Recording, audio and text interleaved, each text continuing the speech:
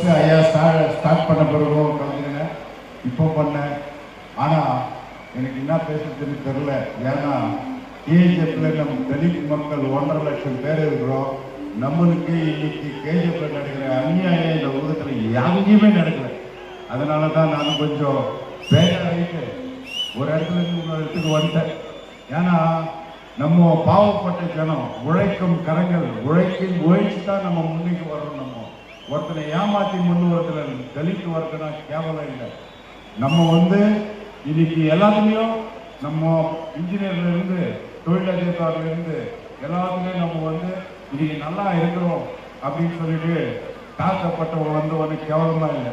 அந்த தாழ்த்தப்பட்டவனுக்கு இந்த கேஜிஎஃப்ல என்னென்ன அநியாயம் நடக்குதுன்னு சொல்லிட்டு விரைவில் இது திருவிழா கடவுளுடைய மேடை.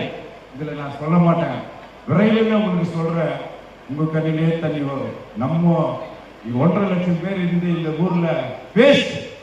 அதனால நம்ம இதே மாதிரி ஒற்றுமையாக இருந்து நம்மளுக்கு அநியாயம் எது நடக்குதோ அதை நம்ம தகர்த்தெறிஞ்சு தங்க வகையில எல்லா சமுதாயத்தையும் நம்ம அண்ணன் தம்பி மாதிரி இருக்கிற மாதிரி இந்த தேர் 17 வருஷமா நடத்தின்னு இருக்காரு. அந்த 17 வருஷமா அவர் நடத்ததில்ல. பின்காலத்துல இந்த கவர்மெண்டே இந்த தேர் எடுத்து நடத்தணும். அதுக்கு நானும் அவரும் கண்டிப்பா பாடுபடுவோம்.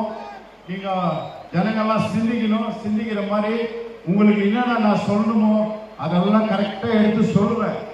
நம்ம ஊரு இன்னைக்கு கொல்ல போயிடுது. அது நான் ஆதாரத்தோட உங்ககிட்ட நான் கொடுக்குறேன். அதுக்கு ஆதாரம் இல்லைன்னு சொன்னா இந்த 1.5 லட்சம் தாழ்த்தப்பட்ட ஜனங்களுடைய செருப்பால நான் அடிச்சுக்கிறேன். நம்ம ஊரு கொல்ல போயிடுது. அதை தடுத்து நிறுத்தணும்.